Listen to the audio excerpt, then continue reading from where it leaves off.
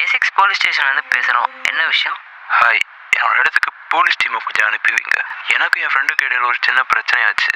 அதில் நான் தான் இப்போ உயிரோடு இருக்கேன். ஒரு நிமிஷம், நீ கொலை பண்ணிட்டேன்னு சொல்கிறியா? ஆமாம்.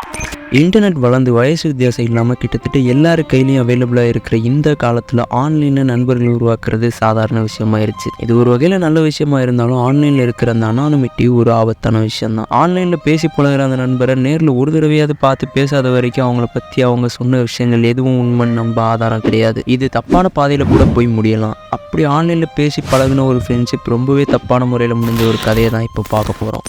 லண்டன் பக்கத்தில் இருக்கிற ஒரு குட்டி டவுனில் 14 வயசான பிரெக் பேர்ட்னருங்கிற பையன் ஒரு சகஜமான டீனேஜரோட வாழ்க்கையை வாழ்ந்துட்டு இருக்கான். பிரெக்கும் சின்ன வயசுலேருந்தே ஸ்கூல்லலாம் பிரமாதமாக படிக்கிற பையனாக இருந்தான். அவன் வீட்டில் கூட பெருசாக யார்கிட்டையும் எதிர்த்து பேசி சண்டைலாம் போடாத ஒரு அமைதியான பையனாக இருந்த பிரெக் பேர்ட்னருக்கு வீடியோ கேம்ஸ் ஆடுற பழக்கம் உண்டு. ஒரு கட்டத்துக்கு மேலே அதிகமாக ஆன்லைன் கேம்ஸ்லாம் ஆட ஆரம்பித்த பிரெக் பேர்ட்னருக்கு அது மூலமாக சில ஆன்லைன் ஃப்ரெண்ட்ஸ் கிடைக்கிறாங்க. அவங்க எல்லாருமா சேர்ந்து ஒரு ஆன்லைன் ஃபோரமை இதை பற்றி பேசுறதுக்காக ஃபார்ம் பண்ணுறாங்க. இதில் சில பேர் பிரெக்கு ரியல் லைஃப் ஃப்ரெண்ட்ஸாக இருக்கிறவங்க தான். அதையும் தாண்டி மித்த ஃப்ரெண்ட்ஸ் பற்றியும் ஓரளவு எல்லாருக்கும் தெரியும்படியாக தான் இருந்தது, ஒரு பையனை தவிர.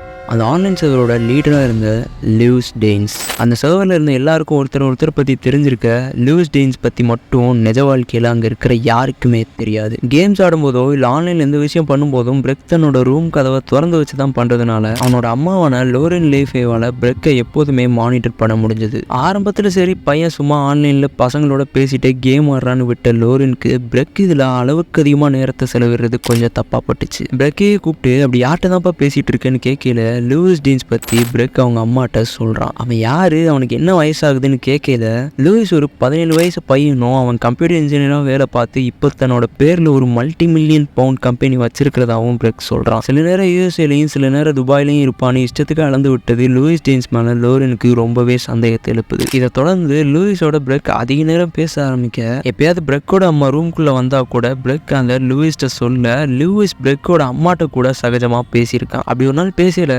ஏன்பா வீக்கெண்ட் அதுமா ஃப்ரெண்ட்ஸோட வெளியில் போகிற பழக்கம்லாம் இல்லையான்னு லோரன் கேட்க அதெல்லாம் பண்ணுறதுக்கு எனக்கு ரொம்ப டயர்டாக இருக்குன்னு ஏதோ மனுப்புற மாதிரி பதில லூயிஸ் கொடுத்தான். ஏற்கனவே இவன் சொன்ன பொய்யெல்லாம் கேட்டு இவன் மேலே ஒரு கண்ணாக இருந்த லோரனுக்கு லூயிஸ் பேசுகிற எல்லாமே ஏதோ தப்பாகவே தான் பட்டுச்சு. நாட்கள் போக போக லூயிஸோட பொய்யான தப்பான போதனைகளை பிரெக் ரொம்ப நம்ப ஆரம்பித்தான். நான் ஸ்கூல் படித்து முடிச்சதும் லூயிஸே எனக்கு மைக்ரோசாஃப்டில் இன்டர்ன்ஷிப் வாங்கி கொடுத்துருவான்னு சொல்கிறது, ரொம்ப நேரம் கேம் விளையாடுறேன்னு அவங்க அம்மா திட்டுனா அதுக்கு நான் தான் எந்த கெட்ட பழக்கமும் இல்லாமல் இருக்கேன்ல, அப்போ நான் எவ்வளோ நேரம்னாலும் கேம் ஆடலான்னு அவங்க அம்மாவே எதிர்த்து பேசுறதுன்னு பிரெக்கோட பழக்க வழக்கங்களில் மாற்றங்களை கவனித்த லோரன் ரொம்பவே வருத்தமடைகிறாங்க. ஒரு கட்டத்தில் இதை இப்படியே விட்டால் சரி வராதுன்னு லூயிஸே நேரில் போய் சந்திக்கலான்னு பிரெக் அவனோட பேரண்ட்ஸ் கேட்க அதுக்கு லூயிஸ் எந்நேரமும் ரொம்ப பிஸியாக இருக்கிறதா சொல்லி தட்டி கழிச்சிட்டே இருந்தான். என்ன பண்ணுறதுன்னு தெரியாத லோரின் இதை பற்றி யாருக்கிட்ட சொன்னாலும் எல்லாம் சாதாரண விஷயம் தாங்க, என் பையன் கூட ஒரு டைமில் இப்படி தான் ரொம்ப கேம் ஆடிட்டு இருந்தான், அப்புறம் போக போக அவனே அதெல்லாம் குறைச்சிக்கிட்டான். இந்த காலத்து பசங்களே இப்படி தான் அலட்சியமான பதில்கள் தான் கிடைச்சது. தன்னால எதுவும் பண்ண முடியாமல் தன்னை சுற்றி இருக்கிறவங்ககிட்ட இருந்து எந்த உதவியும் கிடைக்காத லோரின் அவங்களோட பையன் மேலே இருந்த அக்கறையில் கடைசி ஆப்ஷனாக போலீஸ்கிட்டே உதவி கேட்குறாங்க. லோரனோட இந்த பயமும் சந்தேகமும் பொய்யாகலை. அவங்க பயந்த மாதிரியே லூயிஸ் நிறைய பிரச்சனை உள்ள ஒரு பையனாக தான் இருந்தான். சின்ன வயசுலேயே லூயிஸோட அம்மா அப்பா சண்டை போட்டு பிரிஞ்சதுனால லூயிஸ் அவனோட தாத்தா பாட்டி தான் வளர்த்தாங்க. பத்தாவதுக்கு அவன் 16 வயசுலேயே அங்கேருந்து வெளியில் வந்து எசிக்ஸில் இருக்கிற ஒரு அப்பார்ட்மெண்ட்டில் தனியாக எந்த வேலையும் இல்லாமல் வாழ்ந்துட்டு இருக்கான். ஆனால் இது எதுவுமே போலீஸ்க்கோ லோரினுக்கோ அப்போ தெரியாது. ஏன்னா லோரினோட அந்த ஃபோன் காலை போலீஸ் அலட்சியப்படுத்தி கடந்து போயிடுறாங்க. இதெல்லாம் ஒரு விஷயமாம்மா, அவங்க பையனை வேறு வெப்சைட்ஸ் இதுலையாச்சும் கேம் ஆட சொல்லுங்கள், இல்லைனா நீங்களே லூயிஸ் கிட்ட பேசி பிரெக்கை நம்ம கான்டாக்ட் பண்ண வேண்டாம்னு சொல்லுங்கள். இதுக்கெல்லாமா போலீஸ் வந்து உதவிட்டு இருக்க முடியும்னு அலட்சியப்படுத்தின போலீஸ்க்கு அப்போ இதோட சீரியஸ்னஸ் என்னன்னு புரியலை. பிரெக்கோட பேரண்ட்ஸ்க்கு லூயிஸ் மேலே சந்தேகம் இருக்குன்னு தெரிஞ்சுக்கிட்ட லூயிஸ் பிரெக் மூலமாகவே அவங்க வீட்டில் நடக்கிற விஷயங்களெல்லாம் தெரிஞ்சுக்கிறான். ரொம்ப நாள் விட்டா பிரெக்கோட வீட்டிலேருந்து பிரச்சனை பண்ணுவாங்கன்னு புரிஞ்சுக்கிட்ட லூயிஸ் தன்னோட கடைசி மூவை பண்ணுறான். தன்னோட உடல்நிலை ரொம்ப மோசமாக இருக்கிறதாகவும் தனக்கப்புறம் தன்னோட கம்பெனியை பிரெக் தான் பார்த்துக்கணும்னு ஒரு விஷயத்த பிரெக் கிட்ட சொல்கிறான். என்னோட அப்பார்ட்மெண்ட்டுக்கு வந்து என்கிட்ட தொழில் கற்றுக்கிட்டேன்னா உனக்கே அந்த கம்பெனியை நான் கொடுத்துட்றேன்னு லூயிஸ் சொன்னதை நம்பி பிரெக்கும் லூயிஸை பார்க்க கிளம்புறான். February 17, 2014 பிரெக்கோட அப்பாட்ட லூயிஸ் சொன்ன மாதிரியே பொய் சொல்லிட்டு லூயிஸை பார்க்க பிரெக் கிளம்புறான். பிரெக்கோட பொய் நம்பி உண்மையிலே டாம்ங்கிற பிரெக்கோட ஃப்ரெண்டை பார்க்கறதுக்காக தான் பிரெக் போறான்னு நினைச்சா அவனோட அப்பாவுக்கு அப்போ தெரியல அதுதான் பிரெக்கை உயிரோட அவர் பார்க்குற கடைசி தடவையாக இருக்கும். லூயிஸை பிரெக் நேரில் போய் பார்த்த அடுத்த நாள் போலீஸ்க்கு இந்த கால் வருது. My friend and I got into an altercation and I am the only one who came out alive. Are you telling me you've killed somebody? Yes, I am.